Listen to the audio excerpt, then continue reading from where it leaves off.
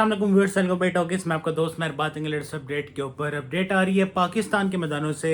पाकिस्तान का साबिक head coach, red ball cricket का हेड कोच जेसन गिलेस्पी ने भाई साहब एक शो में बैठा हुआ था स्टेफन फ्लेमिंग के साथ। ये न्यूजीलैंड का साबिक खिलाड़ी जो कि चेन्नई सुपर किंग्स का कोच रह चुका है काफ़ी टाइम से, न्यूजीलैंड का खिलाड़ी है। तो इनके शो में बैठे हुए थे जेसन गिलेस्पी, जो कि पाकिस्तान की टेस्ट क्रिकेट टीम को कोच कर चुके हैं। अभी लास्ट जो कोच जो छोड़ के गया पाकिस्तान की टीम की टेस्ट क्रिकेट, वो जेसन गिलेस्पी था।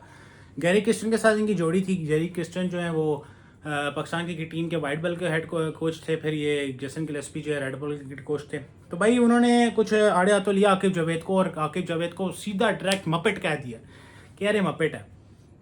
अब जिनको मपेट नहीं पता गूगल का तो बात दरअसल ऐसी है कि भाई साहब से सिंपल सी बात के भाई के अपनी करनी दूसरों की सुननी नहीं भाई साहब। और एक किस्म का समझ लें कि बोगस किस्म के ना दावे किया आकिब जावेद ने पहले अपने शो पे, फिर उसका जवाब दिया अब जेसन गिलेस्पी ने। पहले आकिब जावेद ने बोला कि भाई साहब जब जेसन गिलेस्पी कोच था और इंग्लैंड क्रिकेट टीम पाकिस्तान आई हुई थी, तो पहला टेस्ट मैच हम हार चुके थे। दूसरा टेस्ट मैच से कबल मैंने शान मसूद और जेसन गिलेस्पी दोनों से पूछा कि आपके पास क्या प्लान है अगले मैच के लिए ना। तो आकिब जावेद कहते हैं तो उन्होंने तो कोई जवाब ही नहीं दिया। कहते हैं फिर मेरे पास प्लान है। फिर आकिब जावेद ने कहा कि यार अब नेक्स्ट मैच जो है, फिर उनको प्लान के मैंने बना के दिया, तैयार करके दिया। उसमें यह था कि भाई साहब फिर आपने स्पिनर्स डाले, पूरी टीम चेंज कर दी और पूरी पिच चेंज कर दी, आकिब जावेद ने बोला। ऊपर से जेसन गिलेस्पी उसका मतलब के रिस्पांस में कहते हैं कि भाई साहब झूठ बोलता है आकिब जावेद। ये जेसन गिलेस्पी का कहना है कि झूठ बोलता है भाई साहब, कोई पूछा नहीं इसने हमसे आके, क्योंकि प्लान नहीं कहते, इसने आके सिर्फ थोपा कि यार ये होना है और ये करना है।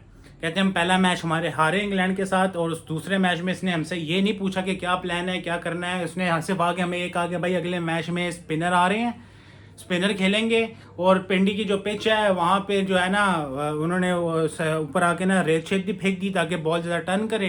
कहते वो तो उसके तो मैं सख्त खिलाफ था। जेसन गिलेस्पी कहते हैं कि यार पता नहीं कैसे कौन से रावलपिंडी और इस्लामाबाद के इंडस्ट्रियल एरिया से ट्रॉले बुला के उनके रेड़ों से उनको खुर्चा गया है पिचों को मतलब कि ना ये तक बोला है। अगर किसी को प्रॉपर समझ आती है तो जाके वो बयान देखें। और उसमें यही बोला कि भाई पता है कौन से इंडस्ट्रियल एरिया से, रावलपिंडी इस्लामाबाद के इंडस्ट्रियल एरिया से बुला के मतलब ना ट्रॉले बुला के पिच के ऊपर ना खुरचन मारी है ताकि बॉल्स पे जो और तो और सबसे बड़ा इशू जेसन गिलेस्पी को क्रिएटर्स के साथ था कि भाई किस अन्य के बच्चे ने कहा था कि इस पिच के ऊपर ना मिट्टी फेंको, मतलब सैंड फेंको ताकि बॉल और टर्न हो। कहते हैं इन चीज़ों के मैं सख्त खिलाफ था।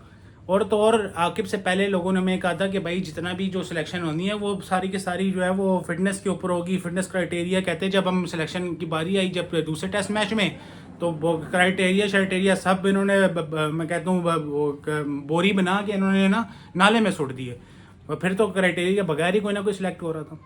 कहते हैं इनकी अपनी मर्जी चल रही थी, अपनी मनमानी चल रही थी, और सिर्फ फैसले थोप रहे थे। कहते हैं और फिर बगैर किसी वजह के 3 महीने की क्रिकेट थी नहीं, और गैरी क्रिस्टन को उसके बाद उठा के उन्होंने बाहर फेंक दिया। उसके बाद अगले नंबर मेरा था। मतलब डायरेक्ट इन्होंने ना जेसन गिलेस्पी ने उसको क्या कि जलील करके रख दिया कि आकिब जावेद ही था कसूरवार। हमें निकलवाई आकिब जावेद ने, हमें जलील करके रख दिया, हमसे पूछता नहीं था और हम पे बस थोपता रहता था कि भाई ये कर दो वो कर दो, और फिर एंड में ब्लेम भी हम पे कर दिया। आप क्या समझते हैं कौन ज़्यादा कसूरवार था, जेसन गिलेस्पी, गैरी क्रिस्टन या आकिब जावेद? अपनी राय से जरूर आगा कीजिएगा। मैं को सब्सक्राइब करिए, वीडियो को लाइक करिए।